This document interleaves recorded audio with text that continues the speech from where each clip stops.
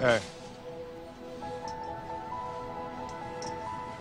Don't ever let somebody tell you you can't do something. Not even me. All right? All right. You got a dream, you got to protect it.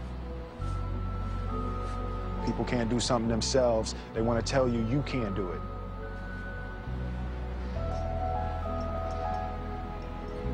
You want something, go get it.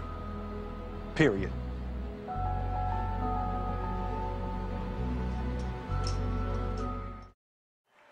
I am so honored to be here, to be a small part of the beginning and the birth of a brand.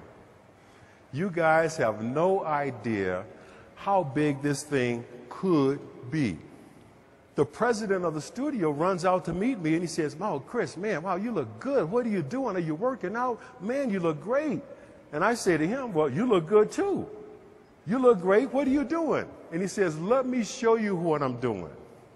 Runs over to his car, pulls out a case of Zrii. Is that wild? I wanted to become world class at something. I just had to find out what that something was going to be. And the very first time I walked into a Wall Street trading room, I knew this is it. The ticker tape is rolling, the phones are ringing off the hook, people are screaming and shouting out orders, bodies are flying all over the place, tickets are getting stamped, and what looked like chaos to anybody else, for me, it was like reading a sheet of music, and I knew this is where I'm supposed to be. Major Wall Street firms have begun to require an MBA just to get into their institutional training programs. I had never gone to college.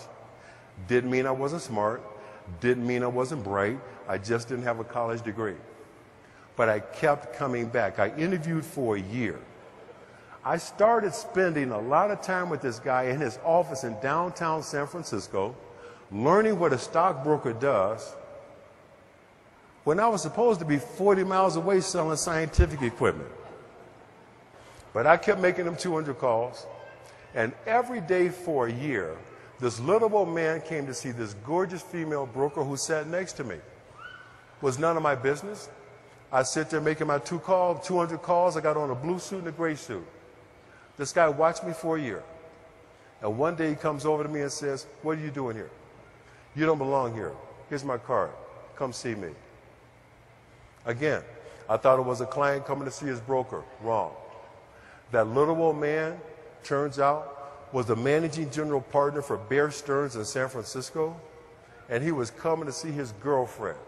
But I go see this guy, and he tells me the story of this place called Bear Stearns. Tells me how the firm was built by entrepreneurs with a strong work ethic.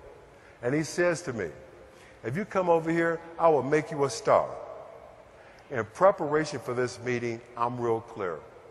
Keep the focus on performance, added value, and the wealth you created in the portfolio. That's it. This is the story of every father who ever had to be a mother, every mother who ever had to be a father, and everybody who ever had a dream and wouldn't quit. This ain't even about you. But the most important thing I've ever done in my life is to have broken the cycle of men who are not there for their children. That is absolutely the most important thing I've ever done or will ever do. Because I raised a young man who finally at 27 gets it, the most important thing about being a man is being responsible. Because I raised a young woman who understands how a man should treat her, respect her, and deal with her, I'm going to have influence on generations of my offspring that I probably will never meet.